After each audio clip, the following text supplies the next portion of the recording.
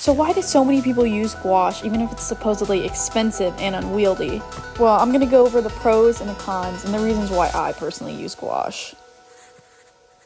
Gouache is great because you can easily revive it with water. As you can see here, this piece is totally dry, but you just add a little water and it works like brand new again. And so I've pretty much got chunks of dried out gouache on my paint palette, and I've just been using the same dried out gouache for 6 years pretty much. And as you can see, it's still vibrant and pigmented. You can also lift the color off of old paintings. This is a painting from last year, and while it's not doing a very good job, you can see that I can definitely get a little bit of color off here with some water and a paper towel. And that also means that you can mix colors on paintings that have already dried. And as you'll see here, this yellow is going to turn into green, and not because it's just on top of it, but because it's lifting that blue underneath and actually like mixing the colors together. So you can always go back to your painting and lift that original color up. So here's another dried out chunk on my paint palette that I'm gonna use to demonstrate here.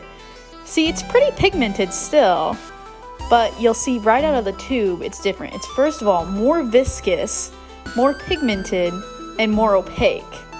But that can honestly be kind of annoying, so I make sure to add water to it so it flows better on the page.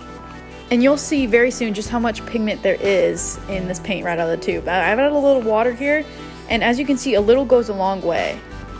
Another aspect of gouache that makes it really unique is that it has depth to it. It almost looks like oil paint here. You can see it's kind of 3D. You really see the strokes.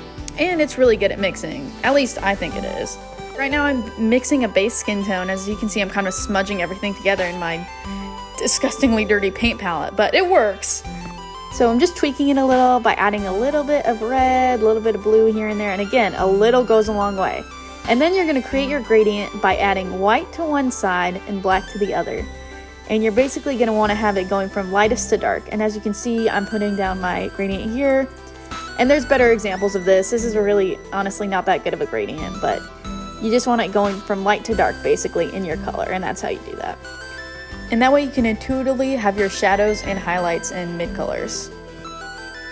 And just to prove how opaque gouache is, because that's one of the properties I love, I'm going to be painting over this swatch paper that I've used in the video.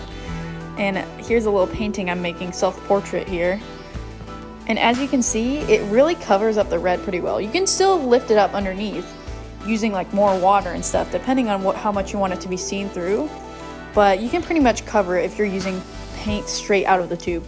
And here I'm adding a little more purplish color around the eyes. Usually the shadows have more cool colors like blue or purple, as you can see. And here's just a speed paint of me doing one of the eyes.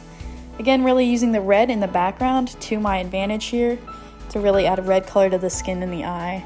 And that's like another advantage you can do with gouache, is doing a wash before you're painting to have a really base color there underneath it that you can pull through in the end. I hope that makes sense. And then I'm adding the highlights in. The white is very opaque.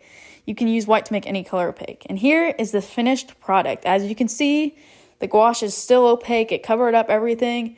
Looking amazing.